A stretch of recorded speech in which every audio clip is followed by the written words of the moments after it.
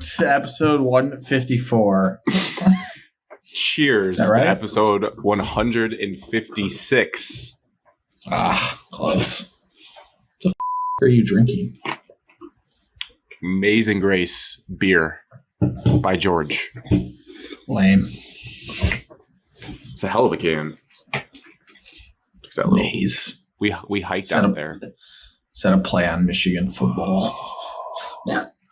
No, some beer from Munising that hasn't been drank since. Look at that eagle! Holy shit!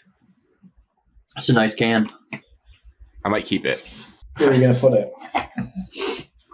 Top Next to my bedside. Wow. Evan, you had water. Alex, you had. Yeah. Evan water. has body armor. I do not. It's different. It's water, tap water, in a reused water bottle, but it has Gatorade like packets in it, like powder packets in it. That's not water then. You Evan. stole some from your team tonight? Is that allowed? I bought it at the store. It's great. Oh. Yuck. You chose grape? Mm-hmm. Oh, yeah. Alex, what are you drinking? Water out of a hydro flask. Nice. Tonight is Monday, February 26, 2024, 8:55 p.m. Eastern, 7:55 p.m. Central. Welcome in, everyone, friends, listeners, strangers, to the number one all-around sports podcast in the great state of Michigan, Lower Peninsula and Upper Peninsula, and Texas. And our magic of the podcast might be running out when it comes to basketball because we are just getting dominated by our favorite hoops teams this season. It's over. And we have to address it. We have to face our challenges head on. We haven't had any success with basketball. COVID didn't count. Yes, it did. Counts, bro. Sort of. This podcast has one Elite Eight appearance and two, I guess it'd be 3 total Sweet 16s, but the farthest was the Elite Eight. Yeah, no, that's not how you count that. One Elite So Eight, 2 Sweet 16s. Okay, all right, now that we're clear. Yeah. That's not bad. We just have an elusive Final Four when we've gotten the Final Four in every other sport. Even NFL, well, not every other sport, I'm sorry, but for football. We've had a Sweet 16 second weekend every year. So Michigan State better find a way to get to the second weekend or the streak's over. Here's a crazy thing to think of. Yeah, that's a good point, Alex. If you had said when we started this podcast with the Jared Goff trade that the Lions would make the Final Four in their sport before our college basketball teams did, you would have thought that was pretty crazy. And that is what has happened. I mean, it's a very small sample size. I think it's more so surprising the Lions did it versus those teams not. That's what I said, agree. Alex. Yes. Yeah, That's why you're just proving Grant's point exactly. No. I'm just saying, like, if you told me back then, I'd be like, oh, Michigan State and Michigan might not make it Final Four, but I know the Lions are. So I don't think it's surprising the college teams haven't made it. I think it's just super surprising the Lions did. I think it's a little surprising based off of where those programs were at in 2020, 2021. Yeah. Don't you know what they say, Podcast Alex? here, Michigan State was terrible. But you know what they say? We lost in the playing game. If you stay for all 4 years under Izzo, you get a Final Four guaranteed. Yeah. Well, that's not true because Keith Appling's senior year class didn't make it. 2014 class ended it correct, but they lost to UConn Elite Eight. You guys, I feel like you guys have been saying that like as recently as like 3 years ago. I've been lied to. No, I've told you many times 10 years ago that your team lost to UConn. But the rest of me. And this year, this would be the year because Malik Hall was not on the team in 2019. Hogard will get one. There's no way he leaves without one. Yeah, I'm sure. What if we're either going to just commiserate together, or we're going to? I think we might fix Michigan State basketball tonight. I think we might. I don't want to talk about them. Well, no, because you have to. What else? All right, well then just ask us questions. Do your job. We could talk about JJ McCarthy's combine upcoming appearance if that would excite you more. That's disgusting. No one wants to listen to that. I know. I was joking. All right. Well, we're going to get into what happened in our lives this past week. College basketball, we got a little smorgasbord of MSU's week, the quick 5-minute Butler segment, and then hot in the streets is court storm debates. I got to get your guys' thoughts on those when we get to it. And that one hit, holy shit, words are hard. That one hit close to home for the Gillen family. Oh. Sort of. Close to home. Next topic. As you can see by Evan, if you're watching, if not, he's wearing a bright red winged wheel jersey in Mo Cider edition. The Red Hot Red Wings are 5 wins in a row, first in the wild card, stock arrow up. Paul Bissonnette said that last night was one of the best nights in the history of the NHL. So we have to discuss it. He really did. And he's seen a lot of hockey. And Evan has got you. If you're worried about NHL hot stove, do not worry. Evan has got you covered. I'm looking at 2 names that he wants for the Wings in the chat right now. I noticed Johnny Hockey's not on the list. Maybe we've given that up, but we'll discuss it when we get to it. Just sign with the Blue Jackets. Yeah, go ahead. While we're on Johnny Hockey, you had those hosts throughout the games. One of them at the Calgary Flames game. He was going around to the fans. He's like, trivia question to a random Flames fan. Who's representing the Flames in the All-Star game? And the dude said Johnny Hockey, and he got booed out of the stadium, basically. He's like, sorry, buddy, he's in Columbus. Funny, Grant. Did he do it as a joke? I don't think so. I think it was 100% serious. Probably didn't know. Jesus. That's embarrassing. They're Canadian. You can't get that wrong. True. And then after hockey, we got to talk about the Lions every show because football is king. Couple roster moves that were made, including one today that we can add into the show. And then any combine thoughts that we're looking at. And then lastly, as we promised last week, some Stephen A. Smith questions stolen right from the questions underneath his tweets. So I put down 3 of them. I also have another one. We'll just see how many we can get to. We don't need to do all 3 of them, but not to spring any on you guys. Yes, there was 2 earlier, but there's been some late adds to the show to keep you guys on your toes. So I've been busy. Stay prepared. Stay frosty. Alex, with all that being said, before you tell us what you want to do or what you did in your life, please subscribe, tell a friend, be a friend, click whatever button it is, follow, subscribe, download the episodes on YouTube, Spotify, and Apple. Even if you only listen on one of them, please subscribe on all 3 because it helps us out. Alex, what did you do? Wednesday, I went to a new bar that was built. I don't know who was built. It was a bar. Then it got sold. And then they renovated it and then just opened. It's right by work. So I went there Wednesday. Name. It's called Little Woodrow's.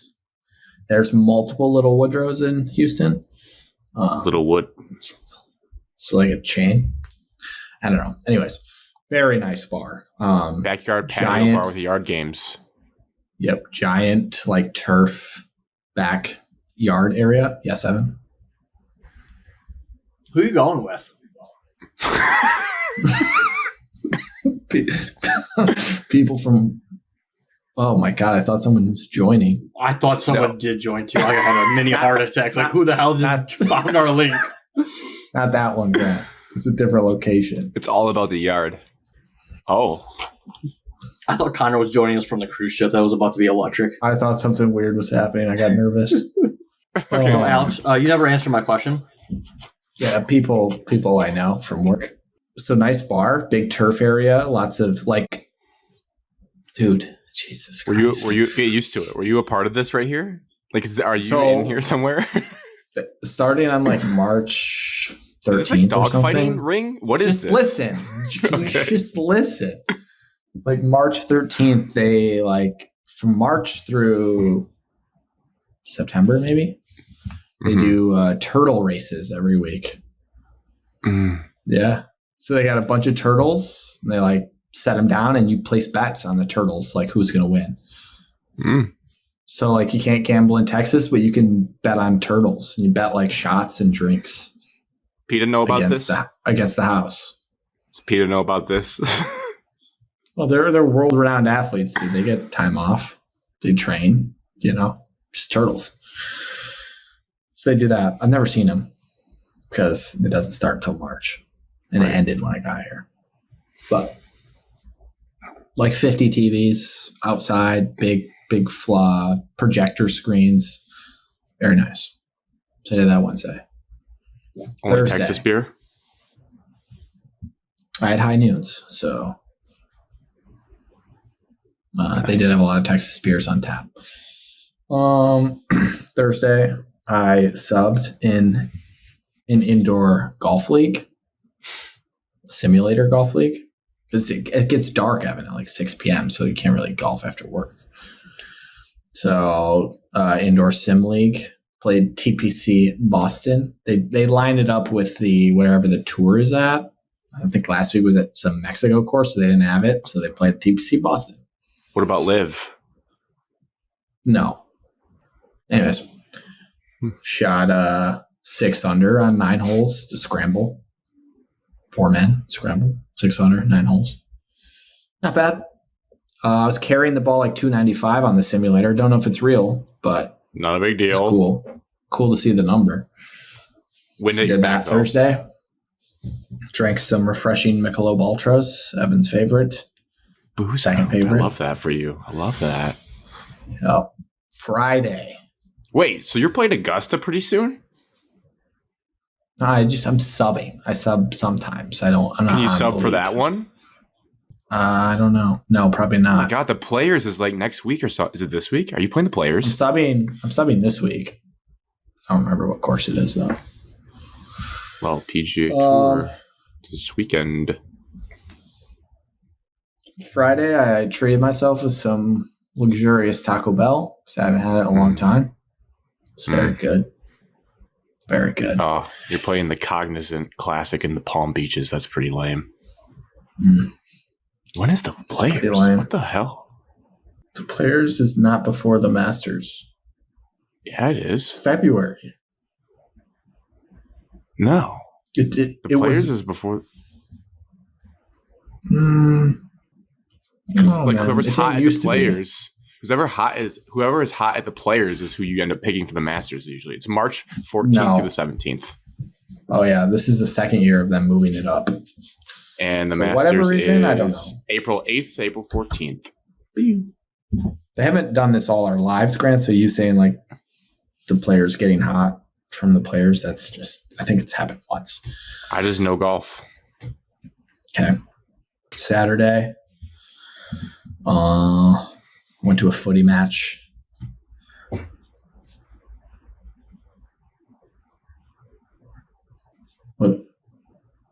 What?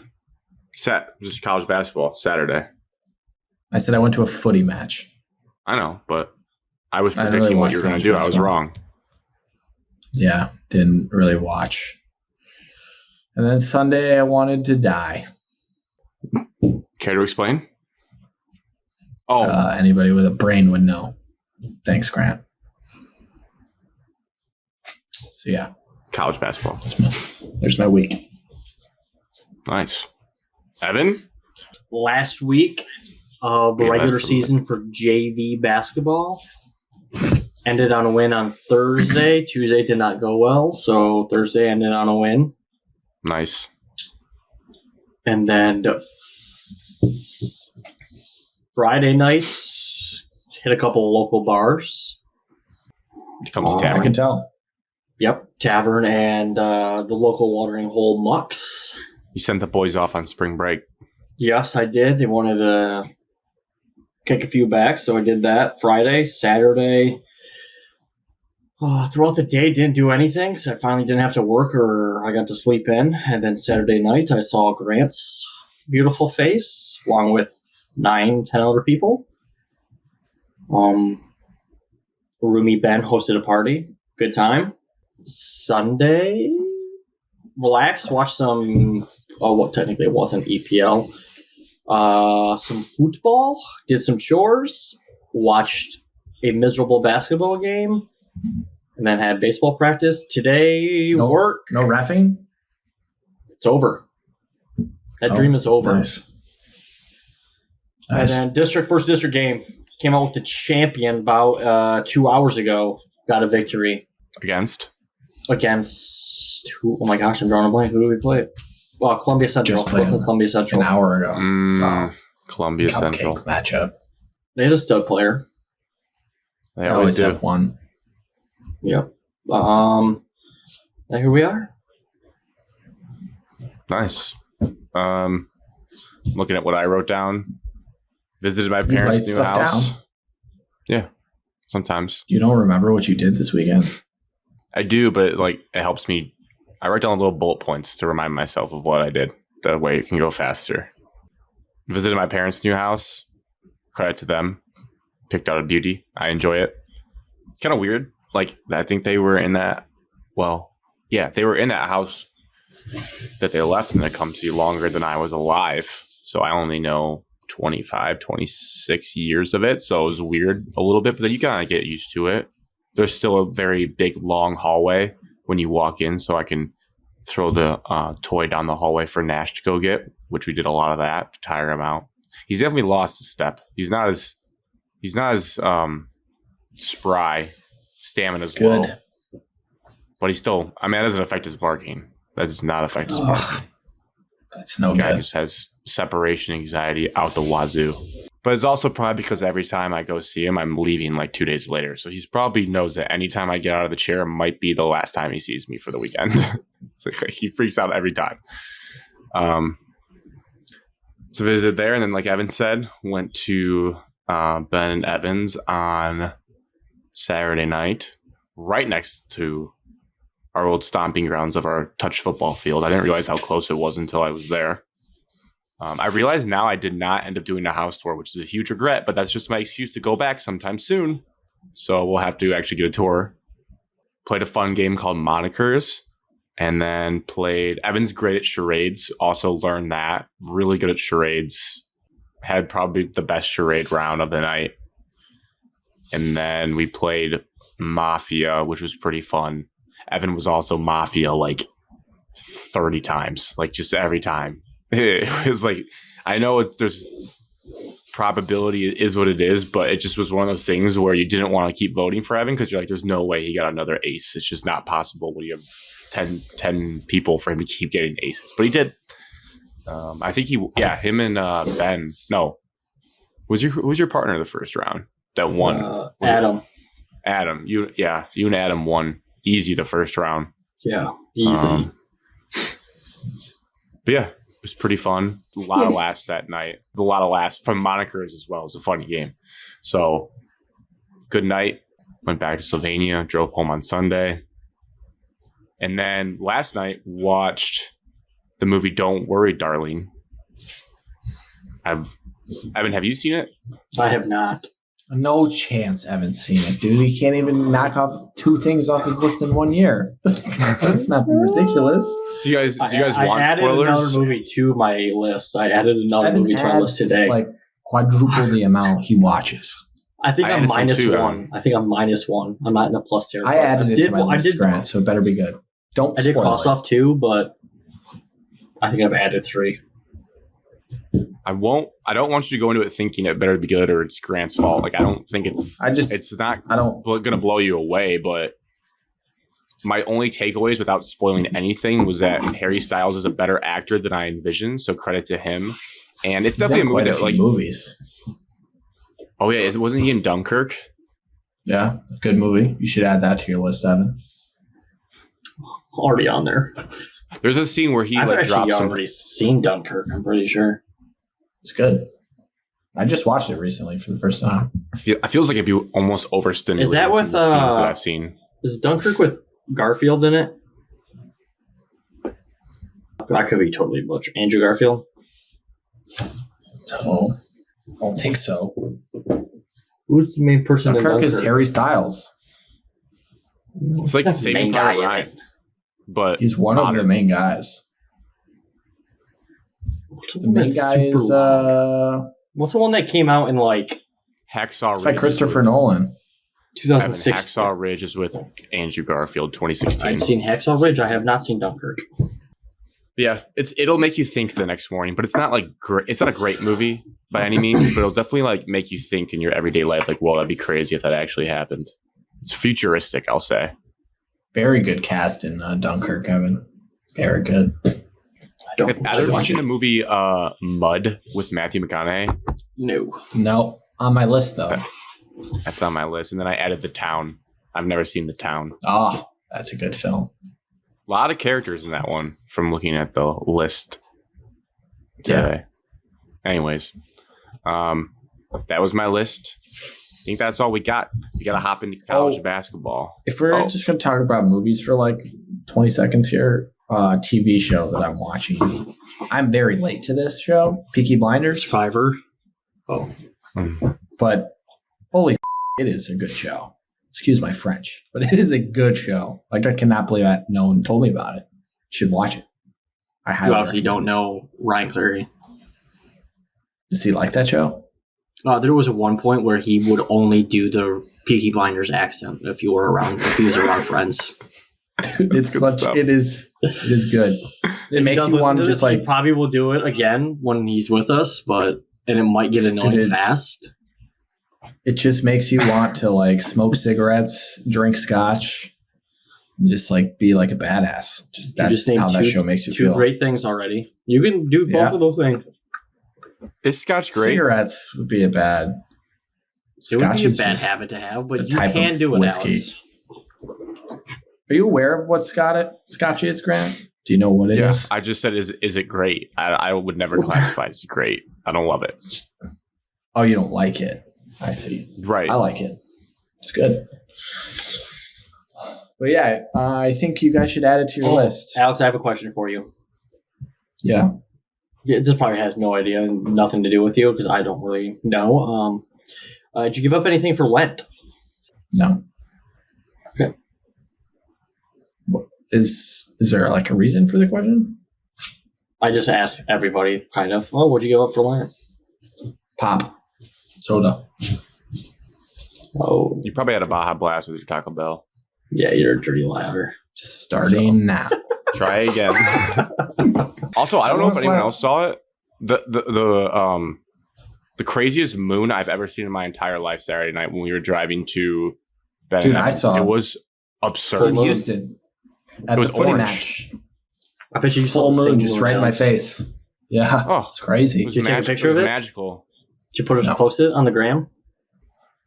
No, I don't take pictures typically. I think Marissa has a video of it, but it doesn't do it justice. But it was like sunset, imagine a back country road in Ohio crossing the border into Lenawee County, and it's like sunset all along your left, and then like the biggest orange moon that looked like it was magnified in your face. And I said, I need some Zach Bryan. It was quite the experience driving. It was awesome.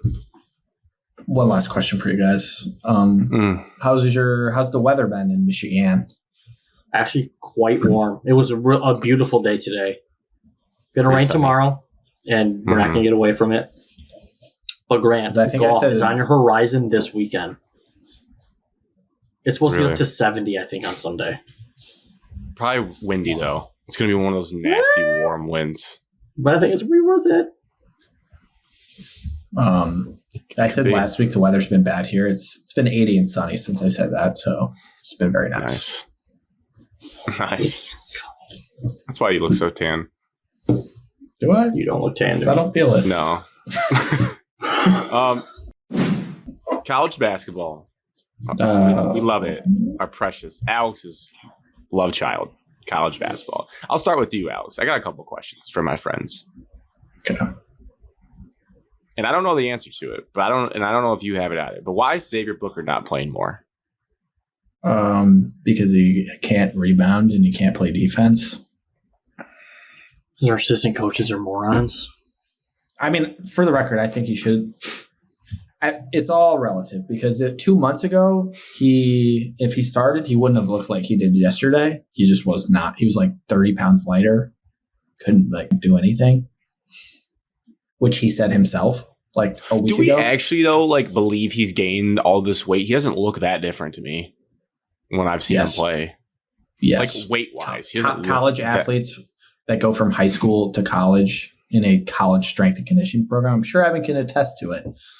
They get bigger. That's real. It's not fake. But, I mean, you saw it. He gives up rebounds. His defense, his spatial awareness isn't great. That's why he doesn't play. Because he's going for the block shot. That's why. And he's blocking a lot of shots. Listen, I'm not saying he shouldn't play because he should. But if you're asking why he doesn't in the eyes of Tom Izzo, because he doesn't do the things that Tom requires of his program, which no one is. So that's why the argument should be he should just play because the rest stink anyways. It's defense, rebounding. Evan, you said assistant coaches. That makes me think I'll lead it into. There was a clip of Tom on the bench. It was the double big Cooper Sissoko with Cone Carr lineup at the middle of the first half, and the cameras caught Tom saying this lineup is bad, and it just makes me think: is it the Wojcik guy who's calling the shots, and Tom just let him do his thing, or what's going on? I think Wojcik is defensive subs, and then Mark is offensive subs. But also, I think Wojcik could be just subs because I noticed during what game was I at? I was at the Michigan game, and I noticed Wojcik was he was pulling people off the bench during the Michigan game.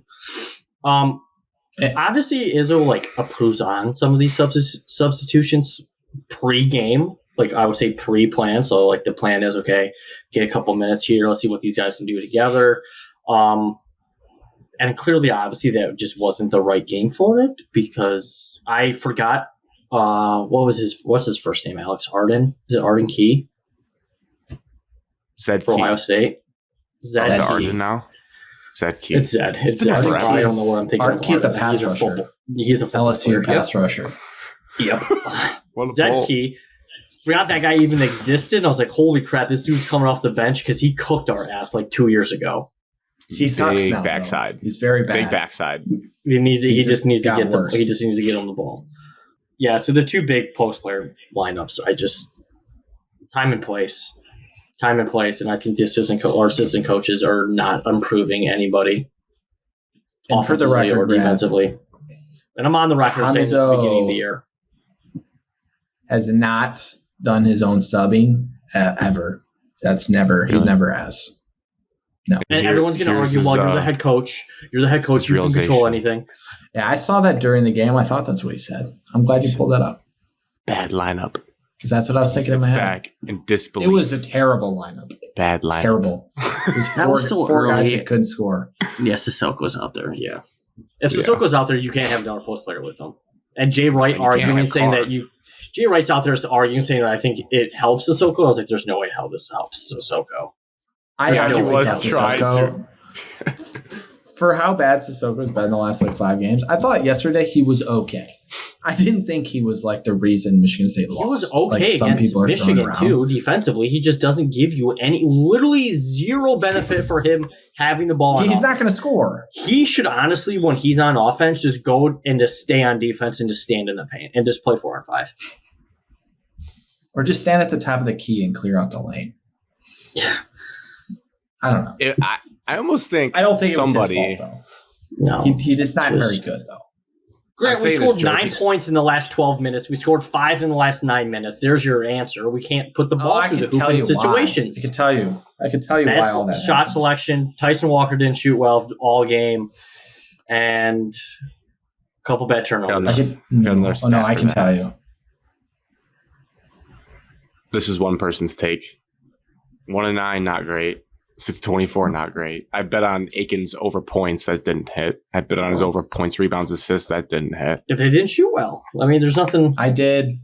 Midway through the second half, I was like, wow, we have not hit any threes. I think we had hit one at that point. I was like, Booker was the only one who made a 3. I think we finished with 3. Yeah. And I think Ohio State finished with 3. We had 3 in the first 5 minutes. We did. It felt Malik hit one, and who else hit one right back? Hogard even hit one, and Malik, Hogard, and Booker hit the only 3s of the game, and it was in the first 5 minutes. I said to Evan during the game that it just felt like Like we thought it was a preseason game because we just saw every lineup imaginable for 40 minutes. And then they were messing around with it so much that once Ohio State came back, you had to put all your starters in and they just like hadn't been playing that much, like weren't really like locked in. Well, so then you're asking those dudes to get back into the rhythm now that it's a tight, close game. 12-point lead with 12 minutes left. All your starters and it was never close. All your starters except for Booker. Yeah, except for Booker. Crazy. Correct. Crazy. Well, Grant, you have to that realize offensive rebound, you should call the timeout. Marty grabs that offensive rebound, you have to call a timeout. You have two of them. Timeout instantly. Boom. Yeah, possession of the ball. I don't know what you put pressure on Ohio State. The trade-off is that if Booker is playing, the offense will probably score, and then the defense will give up points. It'll be just like back and forth. That's what was happening when he was in. But that's what you needed because you were in an offensive lull. You got to pick your spots. I mean, you have to also remember that the defense wasn't playing like shit. They held him to 60 points. I know, and when he was in, the defense wasn't that bad. He has 3 blocks; those are good possessions. He's blocking I think shots. in this game situation, I think I'm risking it. I think I'm risking the defense for you offensive also production. would be asking 100%. a freshman who plays 4 minutes a game to close out a game. And he guard another freshman, like not a freshman. They lost. I mean, I just don't. Sophomore. Maybe that's what he. Maybe that's freshman. Yeah, their post player was a freshman. Akbar is a sophomore, but yes, that's maybe why Tom needed. Maybe Tom needed to see that they still lost, so he'll just say F it and just roll with it. Because I don't know. Maybe he just needed to see it fail one more time. Because Booker played 17 minutes. If you tell me he can't play 25 minutes at the age he is, then I don't know. Like he can easily play 25 minutes. It's not he can play 20 minutes. He can play conditioning I was talking about. That's not what I was talking about. I just think Izzo and his staff are so like, they have their ways that have worked for whatever amounts of time. They see they're getting out rebounded. When Booker was in, we got out rebounded by like 15 rebounds. When he was out, we out rebounded them by like 15. And the old heads are going to be like, you got to rebound to win the basketball game. When Booker's out, we don't rebound. Which you do. It's fact. But you also got to have rebounding's a whole team effort. It's not just one big man. That's not how rebounding works. I mean, the big man do a majority of the rebounding on our team. Malik Hall should have 7 to 8 rebounds a game. He's pretty big and can jump out of the gym. Like, put Cone Carr in and go grab boards. Colin Carr is just as unreliable on offense as Mighty Sissoko. They pulled him out. But this is the thing, though, and again, I'm saying it jokingly, but it's almost as like someone showed Tom the clip of me suggesting the lineup, and he said, I'm going the exact opposite and putting him next to 2 centers who can't shoot either, and good luck, Cohen. Like, you're setting the kid up for absolute failure. You have 3 guys that can't score outside of 5 feet on the floor at the same time with Holloman and Walker. What are we doing? It's like the worst lineup. One of the worst lineups I've ever seen in my life. No joke. Is Tom Izzo washed? Level bad. You think he's washed? No, I don't think it's over. I don't. Be honest. I don't think he's. Be washed. honest. I don't. You think he's washed? I would need to see one more season. I would. Everyone said this last year too, and then they had some dumb Sweet 16 run. So if they have a dumb Sweet 16 run, is everyone going to forget about it again? Yes. Yeah, that's how sports brains work. Correct. They will. They're just going to be like, you'll be ranked top 5 with a new class with the guys becoming sophomores. Top 5. All those people are going to be gone. Watch it happen. The same thing just happened this year, Alex. Well, that was the first time we had preseason ranked in like 3 years. You guys are set up for the Sweet 16. No, this is you're watching the Juwan Howard season. We're not going to fall to an 11. Number 1 class. Well, we could. You need to. You need to. And we're to be like playing an 8 and 9. Fuck that. We're going to be a 9 and get housed by a 1. Just get ready for it. Fans should have 2 school of thoughts in their head where on one hand, this level of play is unacceptable given the expectations that Tom Izzo has set for himself in this program. But 2, if we're being totally honest and just living in the moment, dropping towards an 11 is better if you want to get to the Sweet 16 than being an 8 or a 9. So in a weird way, only problem is it's not bad. You got to lose out to drop to an 11, and I don't want to drop that far where you have a chance of missing. No, you have to look at the rest of the bubble and be like, oh, like the rest of these teams are also dog shit and lose every week. So then we don't have a good track record. No, I checked bracketology today. You wouldn't make it. Bracketology doesn't mean shit, dude. It's people's opinions in there. Agreed. Just like the committee. It's just their opinions. That's all it is. Well, I do have a question about bracketology, but Can't If you back wanna the give it science now. or the numbers off the bracketology. No, but you can average like the guys that are good at it who have like Money been and good ratings, at it in the Alex. past. When we were in the playing Nah, game, does you're not we going to deserve get to the be in the playing matchups. game? You're not going to give matchups right. But We're you going can- to play you can Virginia, generally North get them. Carolina. Who's in rematch this year? We're going to get What year Baylor on was our the side. first four? 2021. COVID. Whatever That was COVID. We're COVID. going to be the 11. Baylor's going to be the 3. Somebody's going to be the 6 that we've already played. Pick We're not somebody gonna that be we've the already played 11. this year. I agree with Evan's take that if you do lose out, you're not making the tournament.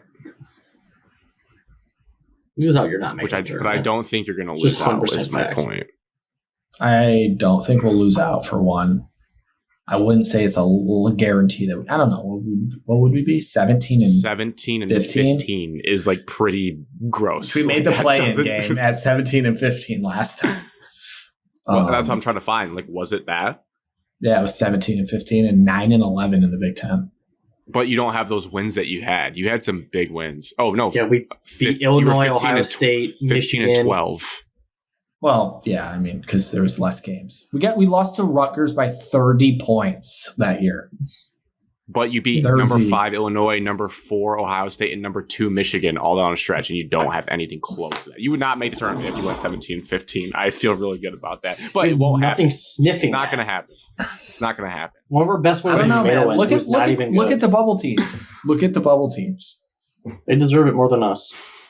No, Evan, they don't. They're bad. No. They That don't. did come off. That came Yeah. off bad, Alex. Something my throat. Who's playing Yes. good basketball right now? We are not. We were. Wake a week Forest. ago. Evan, Forest just beat Duke. Tell me who is playing good basketball. Tell me who's playing good basketball on the bubble. I don't know who's on the bubble Wake because I Forest. don't watch it Wake like Forest. everyone else. Wake Forest Wake playing Forest good basketball. lost earlier this week. They went 1-1 this week. Really good basketball. Better than you. They have a Better better than win you. than us. They have a better win than Better How us. than- about Butler? Butler's on the bubble. I They've didn't lost say 4 in a Butler's row. playing good basketball right now. We'll get to them. Shut up. Villanova, they're on the Yeah, bubble. They Alex. just lost by 25 points. I did not say Villanova. St. John's. Texas better win A&M, than us. they're on the bubble. They lost 4 games in a row. St. John's 1-5. I in said their teams last that are 6. playing good right now. There aren't any, Evan. That's my point. Name one. Wake Forest, St. John's, They're Wake not. Forest. Those Minnesota. teams are not playing well. Minnesota. Beating Duke is playing well. That's playing well. They won at home against Duke in a game they had to win. They also lost this week. Seton Hall. Seton Hall is playing well. We didn't do that this week. You had 2 cupcake wins at home and you pissed on your leg and played like shit in both of them. I get Defensively it, in the Evan, first but one you- and offensively in the second one. You gotta Absolute fucking realize that letdown. these, yes, it's College embarrassing. basketball, anybody can beat anybody. Right. Wait I till mean, we if get you to can't- March, dude. This thing No, back I'm in the not Sweet even 16. saying that. Evan's lashing out at the fan base, not just you, Alex. I didn't even say anything after the game. I said nothing. Yeah, that's how I knew you were in I a didn't say dark anything. little hole. Did that loss I'm really still hurt, waiting or for a was good it- team on the bubble. I'm still Wake waiting. Forest. Wake Forest, Alex. You cannot pick and choose. We gave you one right away. You can't shoot that down. We gave you one. I can. Yes. Wake And Forest it's is better not than worth us. Wake having an Forest would argument. beat We us gave right you now. Evan, come on. Alex, No, we're it's not true. that I good. mean, Just Alex, admit you it. can't- You can't. We had you the can't same keep No. saying argument that. 3 weeks ago. We're not that good. I agree, but not. Okay, thank you. These other shitty teams aren't You good saying either. that we would just beat Wake Forest is idiotic because we just lost to a bad Ohio State team at home who hasn't won a game since January 1st, 2023 on the road, who has an interim head coach and plays a lot of freshmen and sophomores. So you tell me the reason why we lost. They beat Purdue. So you tell me the A week reason ago. why you think we're better than some bubble teams. Why? Because we have a tournament streak. That's the only thing that's left. Because we beat Baylor by 20. We beat Illinois. Those are decent teams. Baylor. They had a bad Baylor week, has played- but As we Baylor have one has good win, played- it's Baylor. That's it. That's it. Illinois doesn't count. Illinois at home. I mean, you should beat but Illinois at home. Wake Forest at home against Duke. Wake Forest, Alex. That's Colorado. that's fair. Seton Hall. Colorado? They had lost 4 games in a row not that long ago. Nebraska. Seton Hall. I'll give you Seton Hall. Nebraska? Seton Sure, Hall's they playing beat good us. ball. It's pretty much Gonzaga. like with those teams. I think you just split a home and home. That's basically what it is. So I don't Yeah, think you're that's the clearly whole better than bubble. any of them. Now I don't think we're Gonzaga clearly beat worse us. than any of them. And we're getting ahead of ourselves because you still would have to lose 4 more games. Providence. Well, we're going to would beat lose us. the next game. No. Yeah, I agree. No. They're You beat past Butler teams. by 20. Come on. If you went to Providence at night, No, you it doesn't wouldn't win. mean But if shit. you hosted them, you'd win. None of this does. None of your arguments mean shit either. You're just saying just because we lost. If you go back a week before we lost these 2 games and we had this conversation, you'd be like, oh, yeah. Those are 2 of the worst losses. Yes, but you would Those be were like, cupcake layups. oh, we would beat this team. Oh, we would beat this team. Now you lose No. 2 games and it's, oh, you Not lose me. to every single team you play. Not you. Not me. No, I that's told not- that's Tom not to his true. face, I'm just I said, saying- do not count Penn State and Michigan as your 2 wins to get you back in. Sorry, Evan. No, it's 100%. But there's other teams out there that are just like us that we would lose to. Yes. And we would also beat. Who would we beat? Who would we beat? We could So beat track all record those saying teams that you we named. don't. What's our quad one? What's our quad one record right now? We have 3 quad 1 wins. 2-13. 3 and 7. 3 I think. and 3 and 7, yeah. I looked at it because I was comparing Butler to Michigan State, but you guys are still a lot higher than us in the net, unfortunately. So I had to shut my So mouth. quad one, Alex. Evan, I'm not telling you that they're an elite basketball team. I'm telling you they can beat bubble teams. That's it. That's what I'm telling you. I'm telling you, we can lose. And I to think those it's bubble fair. teams. Well, that's what I call dramatic because a week ago you wouldn't have said that. I The think you guys are basketball in team more isn't any agreement. different than it was a week ago. I think Well, Evan's yeah, been pretty actually, it down is. on It's them 2 a losses week ago. worse than it was last week. Yes. True. I think you should Okay, watch thank you. Thomas's presser before the game yesterday and what he said about wins and losses. Before It's the good. game. I watched after, and he looked like he was befuddled. I did do No, that research He today. doesn't Like have any PR people that tell him he can't wear a white shirt underneath a white jacket with the big old freaking green Spartan logo. God damn it! You just wear a regular white polo underneath that, Tom? Come on. I will say this. I'm curious of your guys' thoughts. Okay, so let me circle and kind of tie it back to Alex's question. I do not think Tom Izzo is washed yet. No, that's idiotic. People are freaking stupid. I agree with that. I think this is more just a case of the bad apples that we've identified for 3 years now that I don't think are true leaders, and they're just not that good at basketball. And I'm not being mean to them. I just don't think – I've never thought, even after the Marquette win, that they're that good at basketball. Tyson Walker is that good at basketball, but there's just not enough of them around. I thought Jane Akins would be this good by now. He hasn't been. And 11 is 11. What's Yeah, it, bad 20, turnover on the 25? stretch. Malik, like Bad he's had turnover. moments, but I've never thought he's like incredibly reliable. Turns out Joey Hauser was the most reliable in a weird way, besides Tyson. God's And then gift. Lizzie Only a Taylor's senior in it. year. But yeah. And the center spot's the center spot. That's just been a revolving door of average below average, honestly, for the last couple of years. So it's not really Tom, I think, but it is Tom, but it's not. I think if Tom adapted to transfer portal and everything, he still recruited well, so you can't knock him for that. But I don't know. I don't think he's washed. You will always What I will recruit say well. about him, the only thing I can nitpick, and I'm curious your guys' thought, and again, I don't listen to a lot of his media stuff. I see clips sometimes, but I would be pretty annoyed at this point of hearing the phrase like, you can't coach kids this way these days. Like, I feel like he says that phrase almost as like Just a beat the catch-all dead or horse. excuse. Like, then just stop coaching if you feel like you can't coach the way you want to coach is what I would be at now. I'd be like, I if think you he's think it's so just different and it's so referring- hard. No. I mean, he's referring to the fact that the media, the shitty Detroit Free Press, the Blue Wall, national media, anytime he's ever ripped a player on the sideline in the last 4 years, it's like just humongous news. And that's what he's alluding to. I don't think he's coaching them any less hard. And I think he is 1,000% sick of the certain Go back to do it. attitudes Who on gives the a shit what they team. think? And he doesn't like NIL because these guys get paid, and then when they lose, they're like, "Oh, I don't give a f- I got $1 million anyway, so who cares?" And that's unfortunately is a global issue, not just a Michigan State basketball issue. It's just a sense of entitlement, and people don't care. That's why Yeah. there's parity in college sports. Besides But it just- Michigan football, because Well, Michigan Purdue's football not actually having a gave problem. shit. I know, and I just Purdue's like not. I'm They have struggling like with good like grind, like 3-star kids that are like just have to be good to do anything. They're not getting loads of money. They have Zach Edey, but that's it. Braden Smith was not supposed to be that good. Oh, he was Mr. Indiana. Coaches He's in really good. Oh, he was a 4-star. He was good. He was good. Interesting. But he wasn't Develop players. Duke. I mean, Evan, if you want like, you can. Wait, we're gonna have to back up because I'm gonna listen to Evan shit on the assistant coaches just every single show. But like, let's take some accountability. Tom hired them, so blame him. I'm agreeing with you. 100%. Yeah, I said that last time we were bitching about him. It's his fault too because. I said that last time we were bitching about the assistant coaches. He can't just hire his best friends and people that he got stuck with. I said it last episode. If you were actually like listening more while I was talking, because that's what Mark Antonio did, and you defended him to the death. And I don't want it to get to that point. I defended him as a football coach. I didn't defend him as who he hired. But that's part of being the coach, the head coach. Correct. It's your responsibility. I do wonder though, like listening to Tom. And again, respect him as high as any coach you can in the sport. But like you do watch other intense coaches. Like teams are still having success even in the new era. Like Dan Hurley's a really intense guy. Kelvin Sampson's a really intense guy. Bruce Pearl's a really intense guy. I have to think they coach however you want if you win. It doesn't matter. If you win, he doesn't give a shit. If you lose, they just shut down. Like that's why I just don't know. Like.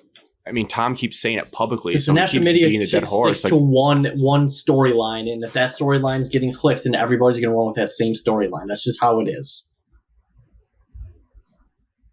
Yeah, one storyline is going to say Tom Izzo was about to punch a player on the sideline during an NCAA March Madness game. Everybody's going to run with it. I just want, if Tom hears this, I want him to know that I think he can be his intense self. I don't think he should use the like. Things are different. I can't coach that way anymore because I think you can. I mean, other coaches are super intense and their teams are winning. Coaching like that. That's also like you're saying. He's saying he's not doing it. He is doing it. He's ripping players on the sideline every game. He's coaching them hard in practice. He's not being nicer. That's not what's happening. No, but they should. I don't need him to go full this way, but it's like a parallel where like he won't really speak bad and call out players by name post game. I feel like from what I've heard, like. That's that's the roster. Someone needs to show him the Rick Pitino clip past week where he basically said everybody on his team is dog shit. And I was like, oh my God, that could not be more different than like coaches recently. Like that. I'm not saying Tom has to go that way, but that was some kids respond to that and some don't. They won. They beat Creighton. I'll tell you right now, half the kids on our team would not respond to that. And I think that's more. To be completely honest, half of this team's problem is some of the parents of these players is horrible. Oh, just on Twitter all the time, just bitching, crying about everything. My son deserves it. Evan knows all too well about parents. It's probably driving Izzo up the wall too. That would. That's why Max Beresford left. Jaden Aiken's parents. Booker's parents. I've heard Booker's family is pretty vocal. I've seen other people say that. I haven't seen the actual Aiken's post brother myself. is on just goes off on Michigan State like once a day. Shea Patterson's wasting Jaden's talents. But the fact is Jaden's basketball IQ is 2 out of 10. So no offense to the kid. Damn. But there's a reason he's not getting any better. That hurt me. He has no idea when to do anything. Also, for the very loud, which seems to be growing in a majority just from Twitter, it was kind of crazy on Sunday because, again, Michigan and Michigan State both played. I saw as many tweets of Michigan State fans wanting their coach gone as I did Michigan fans, which was wild to even say that. Michigan State fans are some of the worst in America.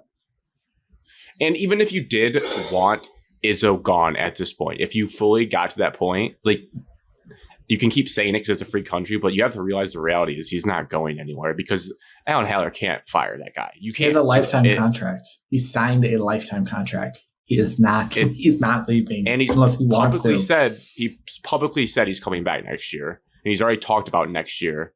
He's talking about how good Booker's going to be next year.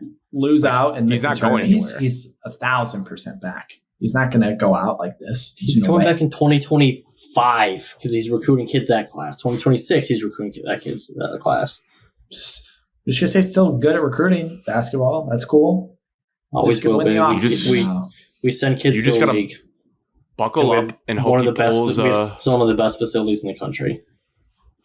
And we actually have a stadium. We have an arena that can sit more than 18,000 fans. And it fills up even on spring break.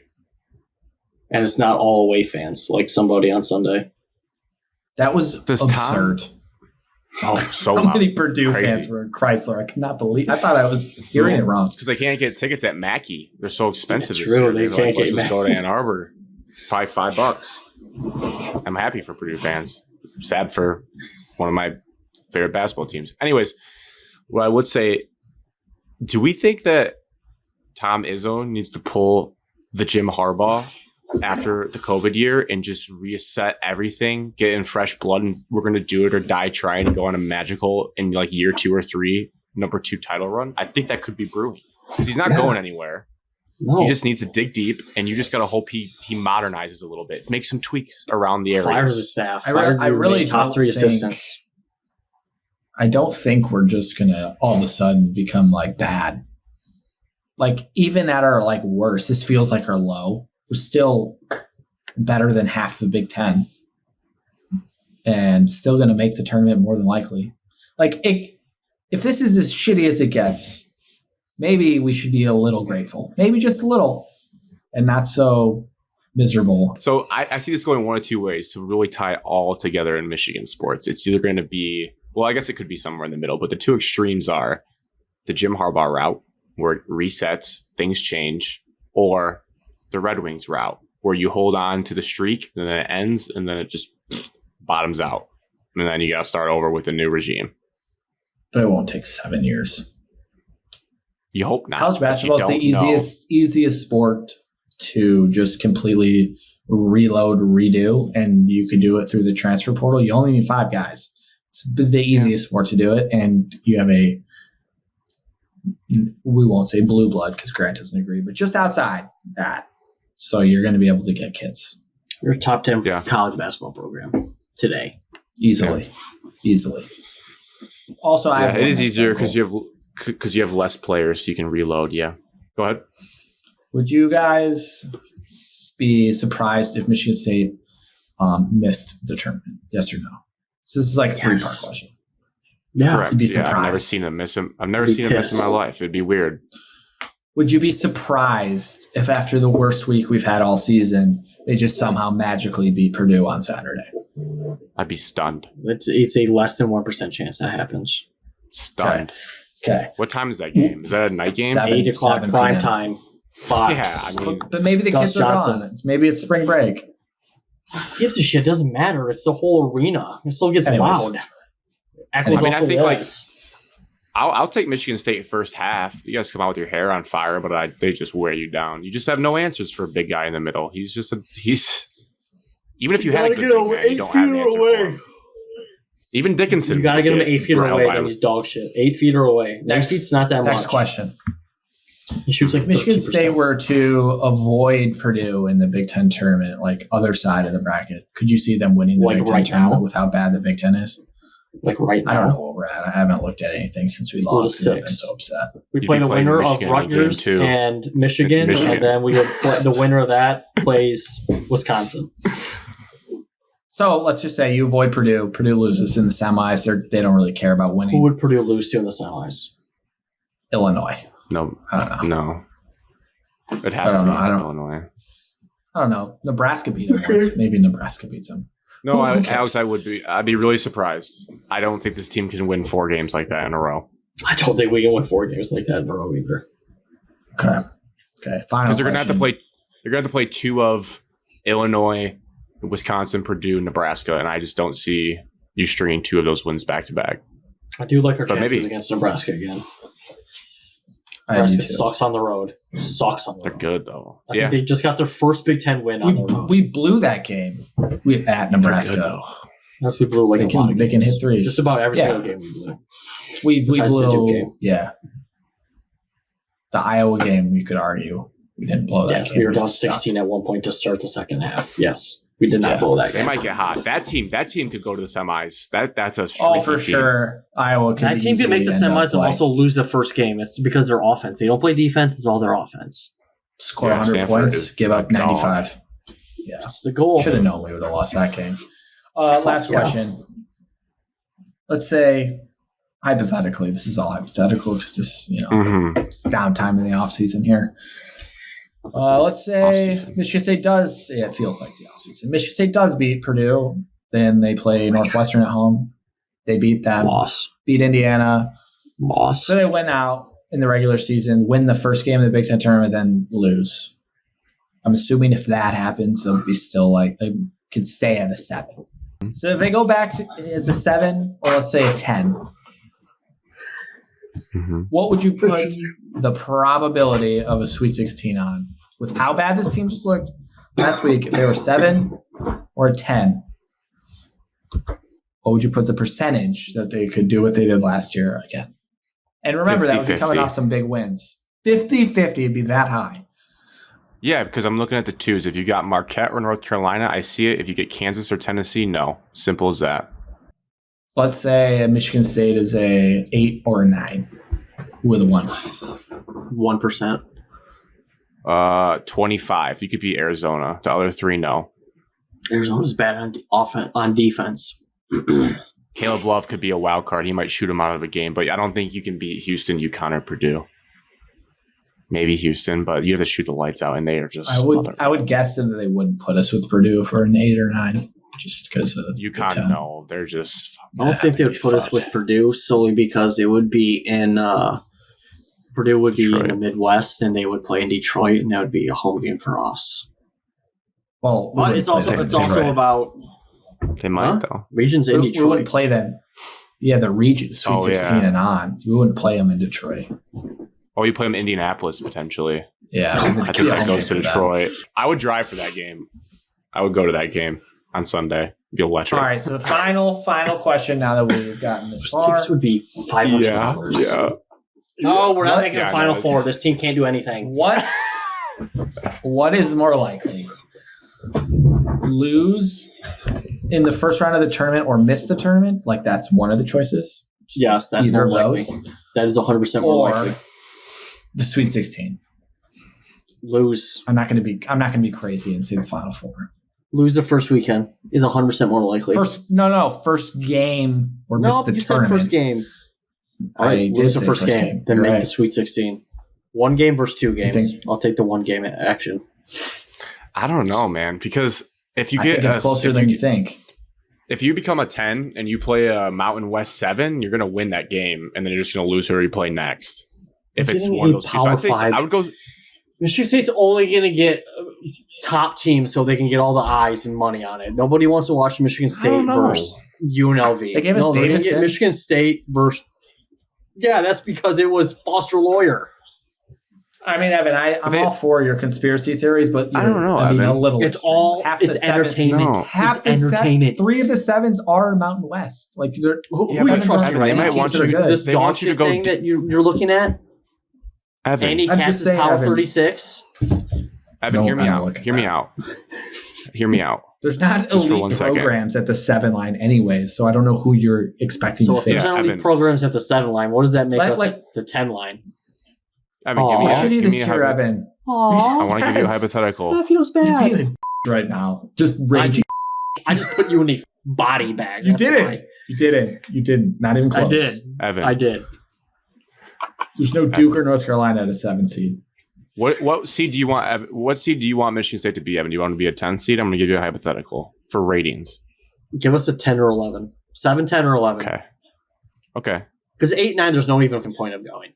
Congrats. I'm going to give you another 8 or 9 SEC team, and then you're going to get your blown off by the 1 seed. Okay. I'm going to give you a 10. I hope you don't watch or an 8 seed. Do you think that the almighty powers at CBS would rather see Michigan State play Washington State as their 7 for a big ratings bonanza, MSU versus WSU? Or do you think they'd match them up against... It's too powerful. They match them up against New Mexico or someone of that to guarantee the odds more likely that they face Purdue or Marquette the next game. I think Purdue's a be one more seed. likely. Purdue can Sharpie themselves in as a 1 seed.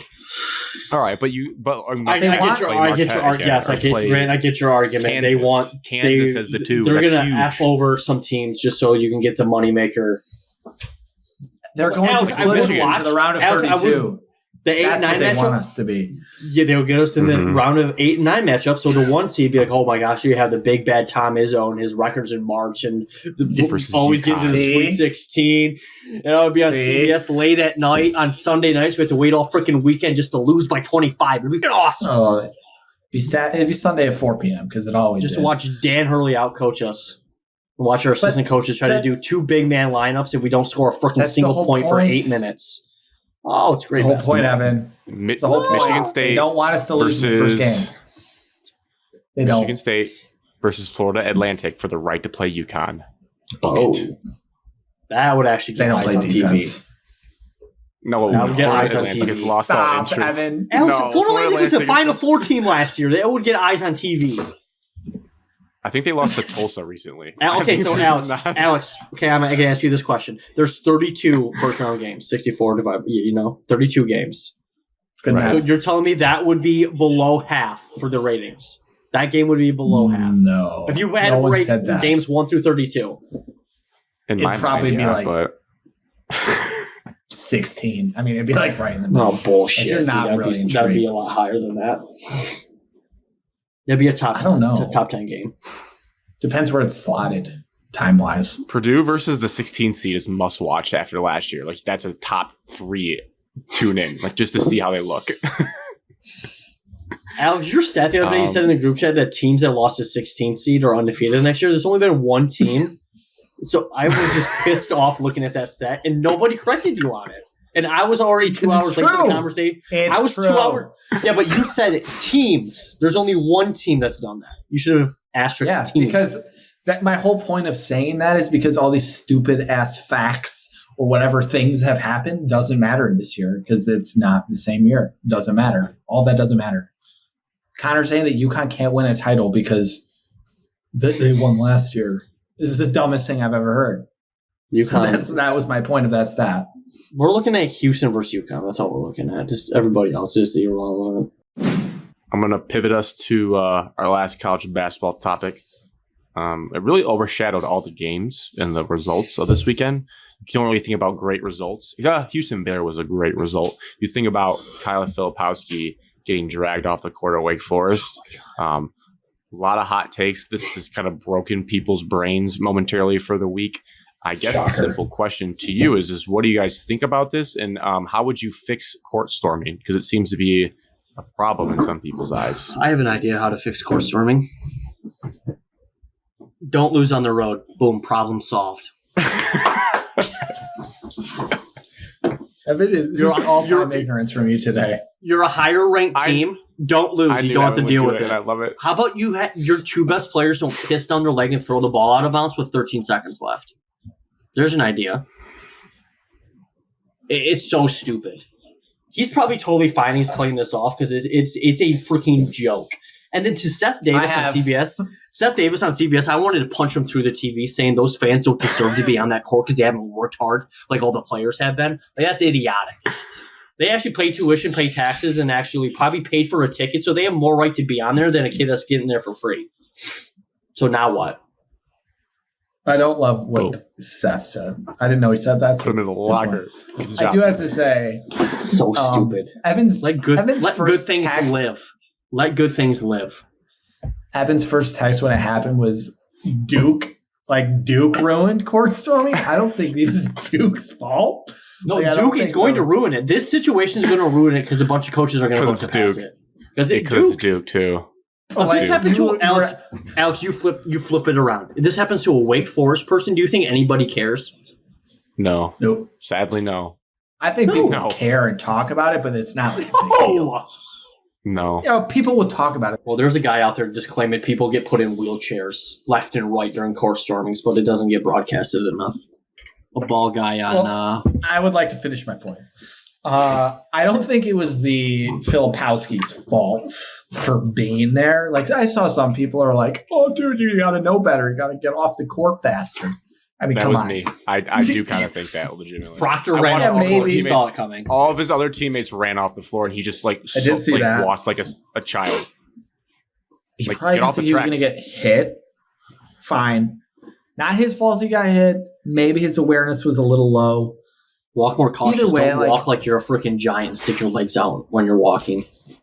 It's a pretty simple solution. It's just you have your security guards, you hold people until the players leave, and then you let them go. It's pretty simple. Let the players go as soon as it rings. Just make sure the players get out first, and then boom, have your fun. You don't even have. But granted, the players just need to get to the off the court. Just need to get to the sideline. We also need to remember that the players on the home teams, they don't even and the coaches, they don't really want it to happen either. Court storming is just for us.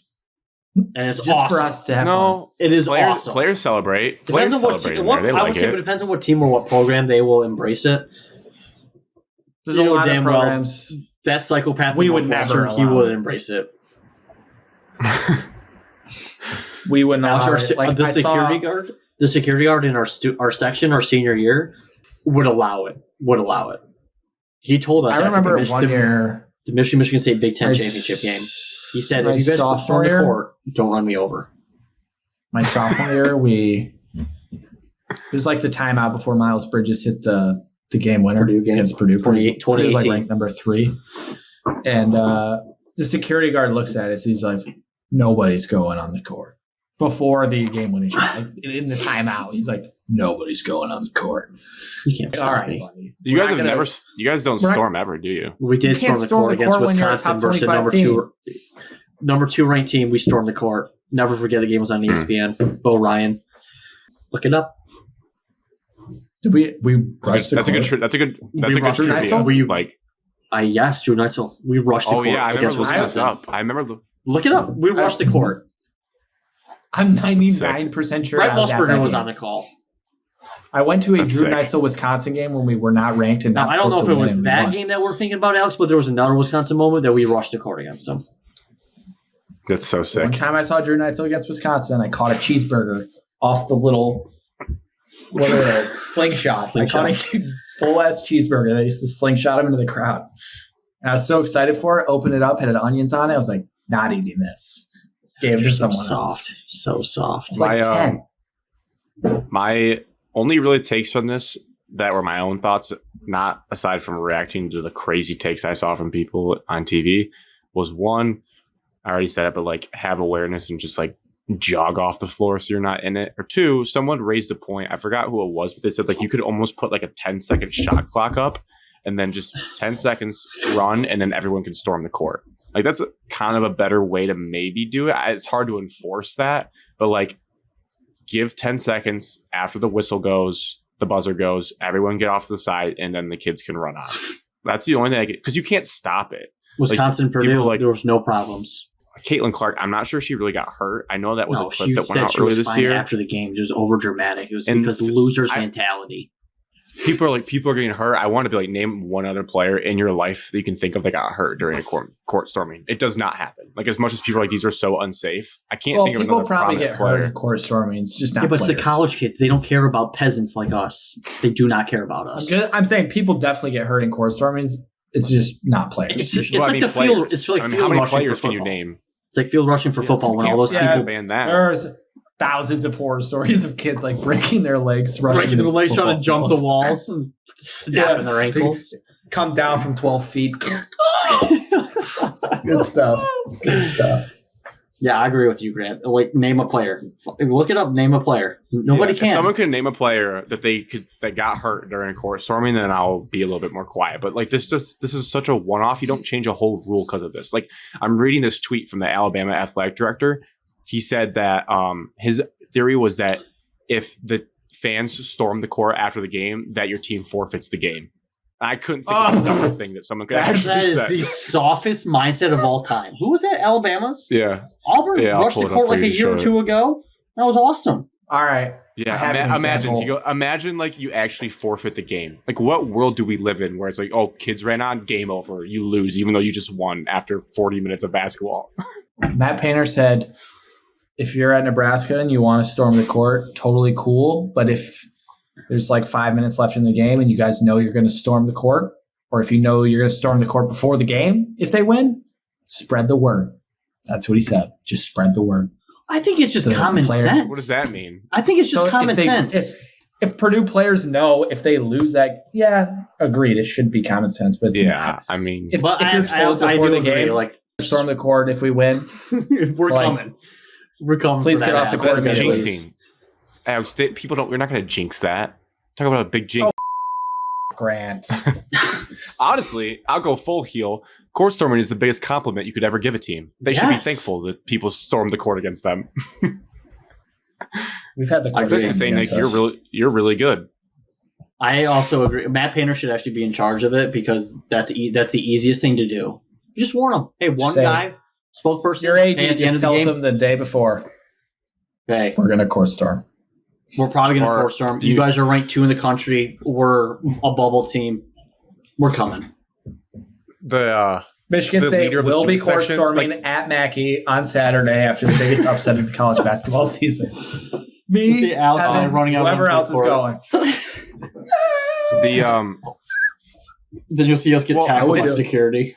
It's so hypocritical too because an Ohio State player could have broke their leg running over to their player after that buzzer beater. Like, it's just running on a basketball court can lead to injury. Shocker. Why would could you imagine if Ryan Day came out? Drake Greenlaw tore his Achilles trying to go on the field at the Super Bowl. I mean, I don't know what we're talking about. Greg, could you imagine if Ryan Day came out?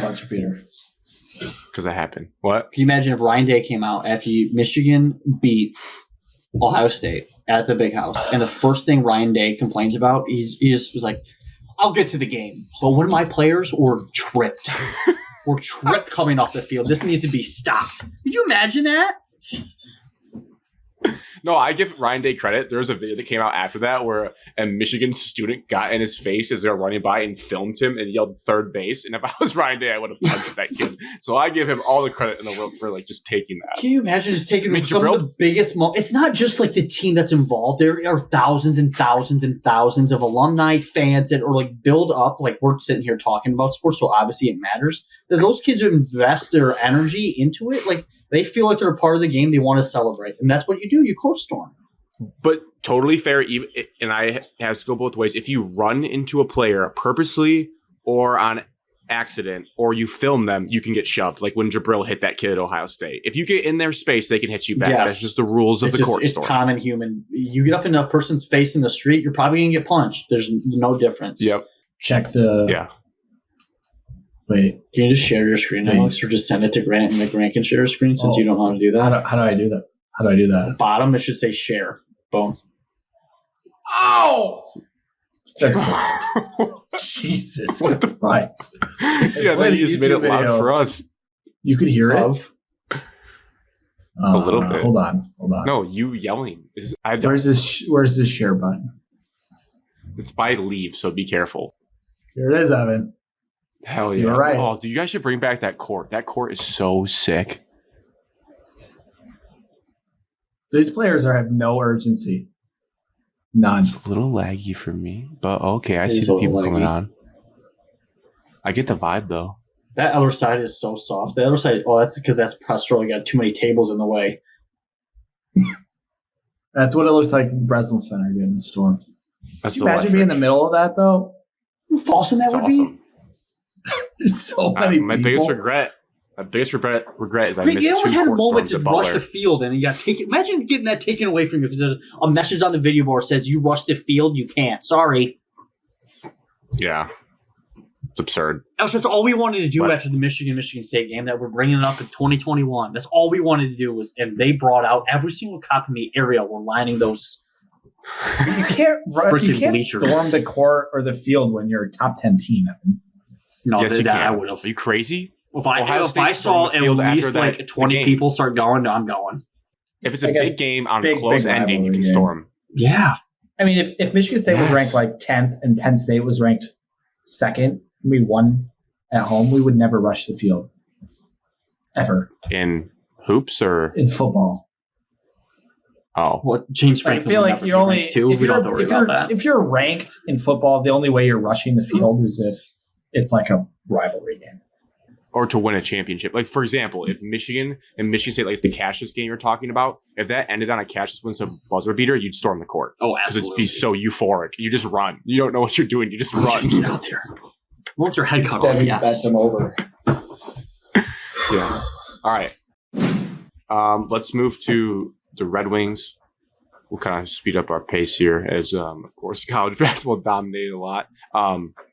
As that you can see Evan flexing there. 5 wins in a row. First in the wild card in the East. I think they're officially, what was the numbers? 8 points clear. They are the next closest. In by 8 points. They're 15-4-2 since January 1st. And this is a stat from Jim Costa that I'm reading. 24 games are left. Only 9 of them are against teams currently in the playoffs. So that's pretty good spot. One of them's on freaking this Saturday. 3:00 against the Panthers on ABC. The Panthers. Wow. Evan, we'll start with you. How has this stretch been for you? I'm just enjoying it because I've been speaking about this past 2 or 3 years of like the Red Wings are close. And now we're finally like there where we can compete in the playoffs in this NHL and everybody's going to say the same thing. You never know what can happen in the playoffs. And I think that is true with this team. You never know.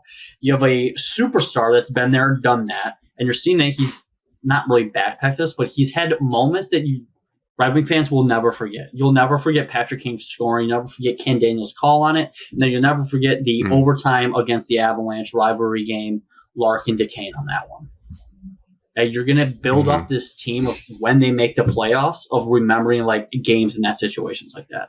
It's awesome to be a part of. It's another playoff team for Detroit that we get to watch this year. I'm fully confident in the team that we have and the leadership in that we're going to make the playoffs at least. Got to finish the job. We do have a rough stretch here with like game, off day, game, off day, game, off day, and then a couple of back-to-backs the following week. So it'll be tough, but it's point production. And I think but you have Kane and you have DeBrincat who are leading kind of the charge offensively, and then you have a couple guys that will step up here and there. Look, I'm all the way in. I did something dirty yesterday. Not crazy, but I did bet Blackhawks money line in the morning because I wasn't fully invested yet on this team. I was, but I saw they had won 4 in a row, a couple overtime squeakers. I was like, they're going to Chicago. It's a back-to-back. Kane's return, Chelios night. Like, this is the game where you drop one to a team that's not good. What did they do? According to Paul Bizanet, it was one of the best nights of hockey in the history of the sport. And they won. So now I'm fully in. And Alex, you laugh, but I don't want to spend a long time on it, but it needs to be discussed. Like, stepping back, because I didn't realize the Chelios thing was going on. I thought this game should have been on like Prime NBC or Prime ESPN, whoever has those rights, because of the big buildup they did. It's DeBrincat's return to Chicago. It's Kane's return to Chicago. And let me read you. They did the beautiful tribute video for Kane. And then we go into who was at this game. Wayne Gretzky was there, Mark Messier, Steve Yzerman, Dennis Savard, Marian Hossa, Ed Belford, Duncan Keith, Jeremy Roenick, Brent Seabrook, Patrick Sharp, Chris Chelios, and there was a special tribute video from Michael Jordan to Patrick Kane for his return. Like the stars of the world were out for Chris Chelios and to see Kane, and Cindy Crawford, a supermodel, did the shoot from half ice puck thing through the little slots, and she drilled it on the 3rd try. This arena was a zoo. It was a who's who in the world of just entertainment. And they win on a breakaway goal in overtime from the man who's the greatest American player ever and led them to 3 Stanley Cups. And then he screamed Showtime, waving his hands at the fans. I mean, and there was octopuses on the ice in Chicago. There was puss. There was puss in Chicago. Road puss. There was road puss in Chicago.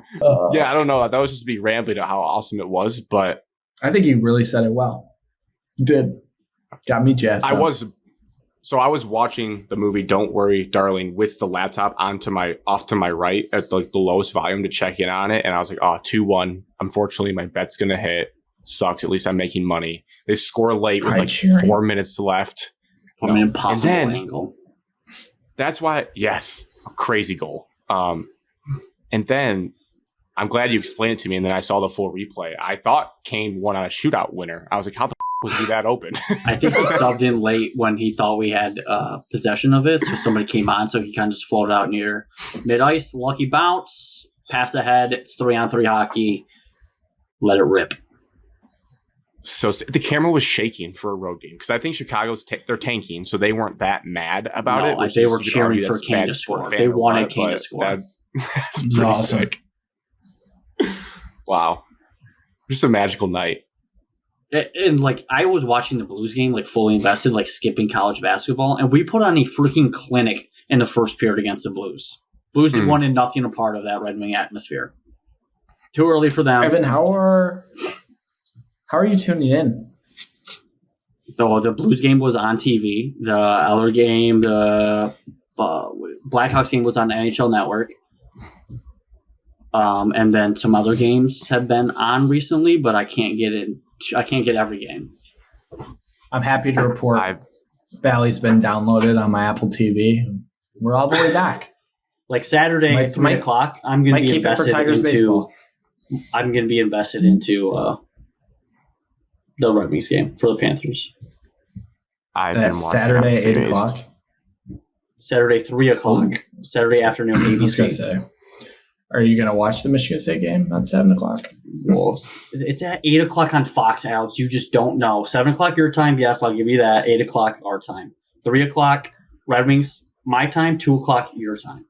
It's 5 hours. The game's going to be well over with. You can have dinner in between. I just said, Art, I was just wondering if you were just going to watch in general. Nothing to do with time. Just didn't know if you were still invested.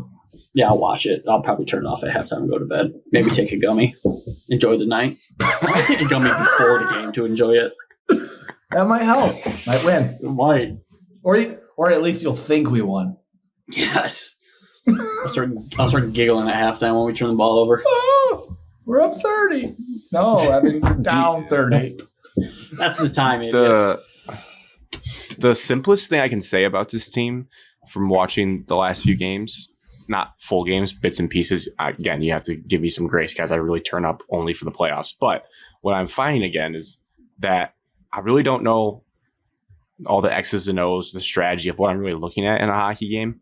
But the players on offense of Kane, DeBrincat, and Larkin are exciting enough that I just kind of get perked up when it's on their, when the puck is on their stick. I'm like, ooh, what is Patrick Kane going to do next from just a pure entertainment standpoint? Don't need to know anything about the strategy and whatnot, but that is enough for me to start watching games. And it feels good to be back to that point.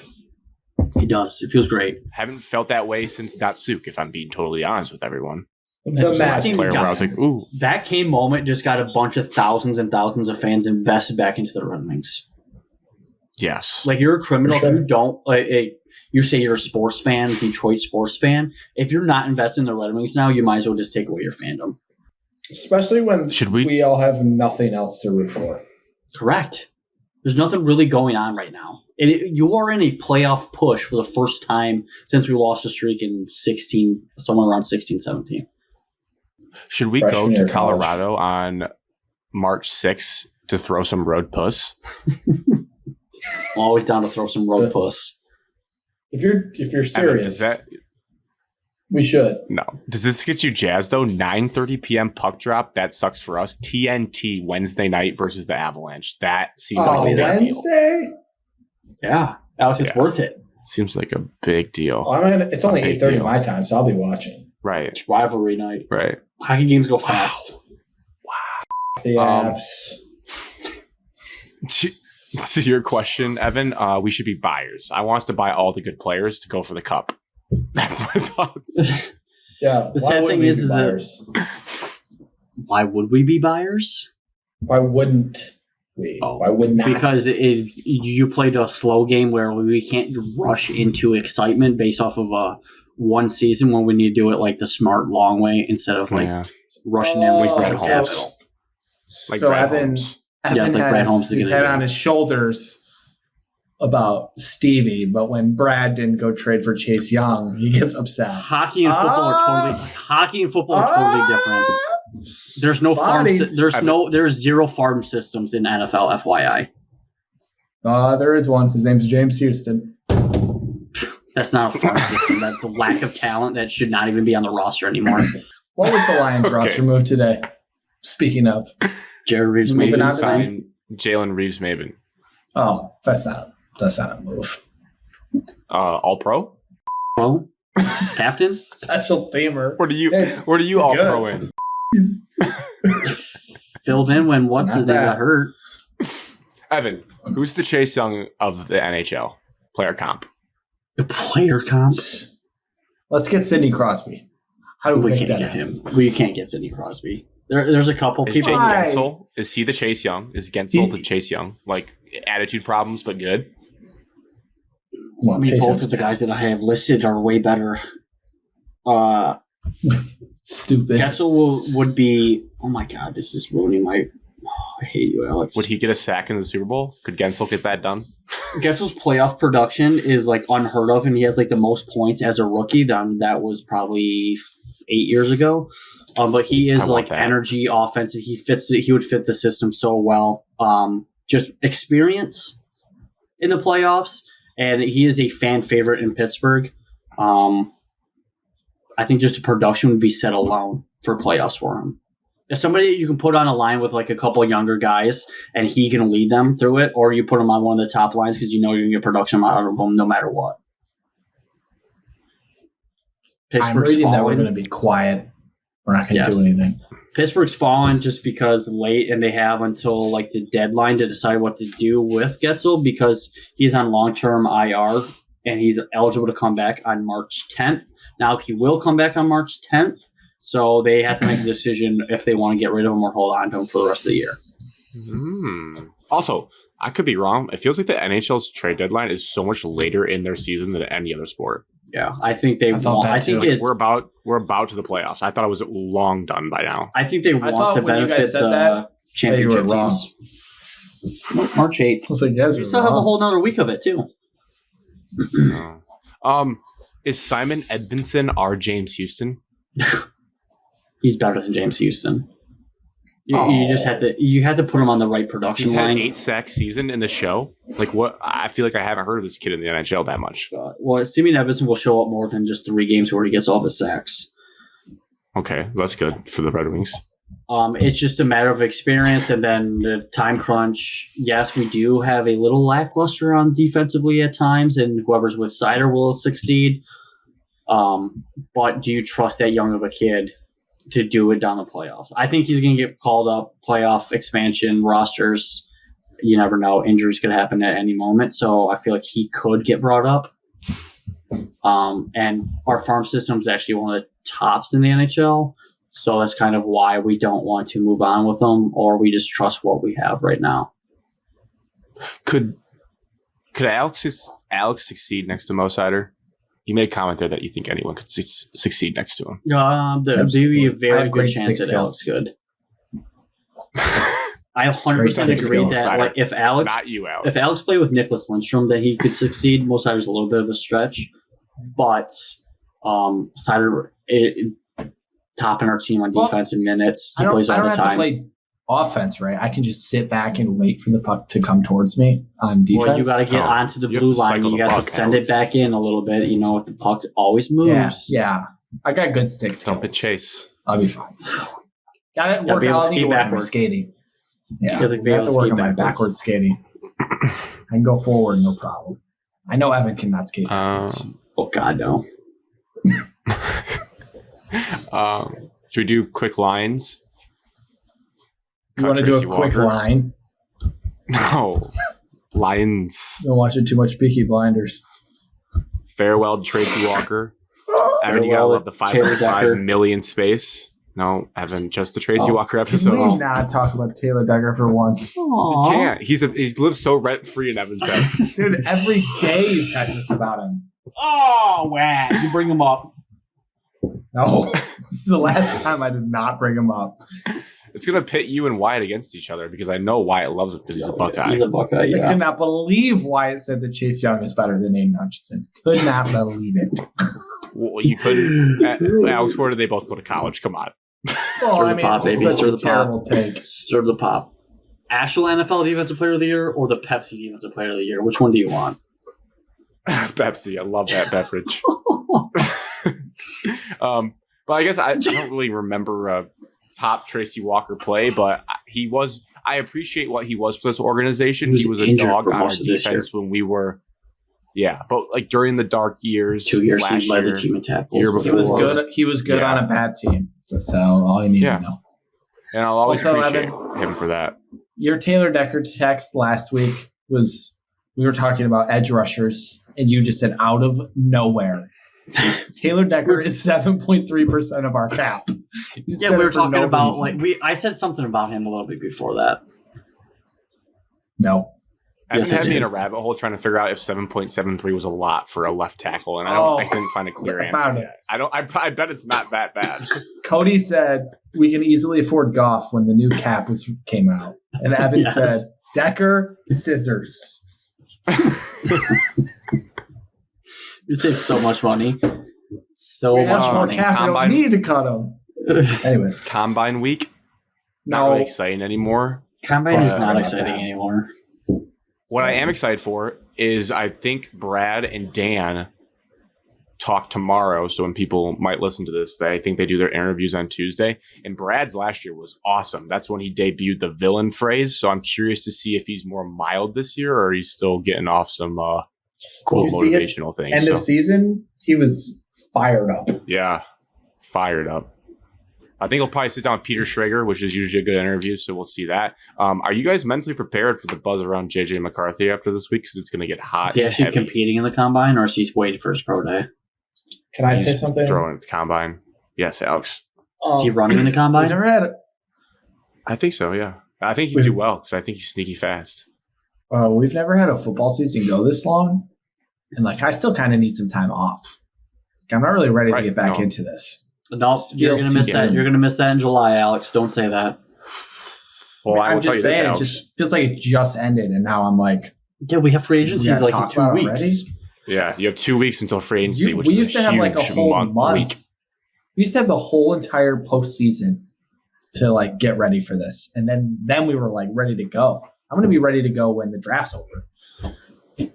I'm not looking at draft stuff until the start of April. This is the latest. I don't even know what draft boards look like, and I used to know every name 1 through 32. I can't quit it. Well, I look at least one mock draft every single day. This pops up. Dude, I haven't looked at any yet. I don't know anything. Pops up on my Instagram feed because of who I follow, and I just scroll through it. Is Caleb Williams still one? Caleb Williams is still one. The one that I looked at today. Yeah, that's all I know. JJ's going top 10.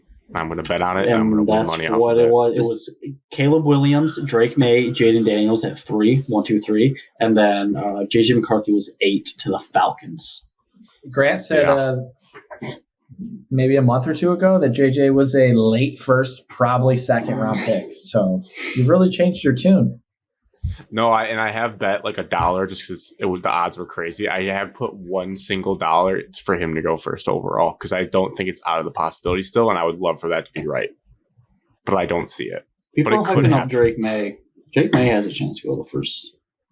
Oh, guys, we're not doing this yet. Come on, it's February. Oh, you never know. Somebody could trade week, Alex. This is when Anthony Richardson happened last year. This is when everybody talks to each other because everybody's in one spot. This is when trades get worked up for the next month. And this is when Jared Goff gets traded. Oh, my God. Oh, but keep an eye on Kirk Cousins. And then Hooker gets traded. I don't know what's happening there. I think Kirk Cousins Would you guys trade Jared Goff for Kirk Cousins? Yes or no? No, Kirk Cousins has one Achilles. Off an Achilles. So we don't have to trade him. We can just sign him to be our backup. At both 2 quarterbacks. Yes. All right. Our last topic. We're not going to do all these questions. We're going to start with the Girl Scout one. We could just rapid answer. If you guys want to do the second one. Rapid fire answers. Well, I wanted to pull this up because some of these look absolutely fire. I've only had 4 Girl Scout cookies. Guys, you can just do it based off what looks answer the the best. question. No, you have to answer based on what you I already good know my Girl Scout cookies and which ones are the best. I've never had that cookie. It looks phenomenal. I Half think these that are will be new. my favorite if I ever had it. Adventurefuls, never heard of it. I want it. It's like brand new. I want it to. And where are the Girl like Scout this one a cookies lot. in my area? Like, I've never had caramel chocolate chip. Samoas are the best flavor. What? That's the best cookie. That's my hands down. Correct. I like that. However, I like the Hand peanut up. butter I ones. don't too. like the. I don't like tagalongs, hand up. Okay, this Yeah. is what you have to do with the tagalongs and the Thin Mints. Put them in the freezer. Tagalongs taste so much better. Never had Girl Scout s'more. Never had that one. Me either. Next question. Oh Grant. yes, I have. It's all right. We don't need to go through all these cookies. There's too many now. They're not originals. They're not OGs. I like these. There it is. The tagalongs. We just talked about those, Grant. Put them in the Those freezer. are good. Thin Mints. You can down some Thin Mints. People Down love those. Thin Mints. That's the only thing I that I don't. would eat actually like minty flavored. Ooh, Toast. I bet this is yay? really good. What are these cookies? Toast-shaped cookies full of French toast So it's flavor a and cinnamon dipped in dipped delicious icing icing. cookie, Alex. Come on. Oh, that'd be so good. There's too It's cinnamon many toast Girl crunch Scout but in a cookies. cookie. Let's get back to the basic, Oh. girls. Come on. Let's get back down to 4. We've already passed them all. Those are classic. Thin Trefoils are Mints, classic. tagalongs, I don't like Samoas. And that's it. Just eat those 3. I'm a Fine. Samoa's kind of guy, but I need to have I some of agree, these. but I want this one so bad. I want this Adventureful so bad. So if you were a Girl Scout, hit us up because I want to buy every single box and try them. Don't think you can say I'm trying to give you company. I'm trying to give you business, Alex, for the cookies. company. I'm trying to give you. Ah, it's the wrong word. Will you? I'm trying to give you business. Oh, Business. man, that was rough. That was I'm so trying to give you rough. business. Give a- You started with "hit me up." I'm trying to give you company. I didn't mean to say company. I meant to say business. I think that's how we end it. I think we save the rest for future What? episodes. Give us one more. Give us one of the No, ones you but did I do put on have- the show. Okay.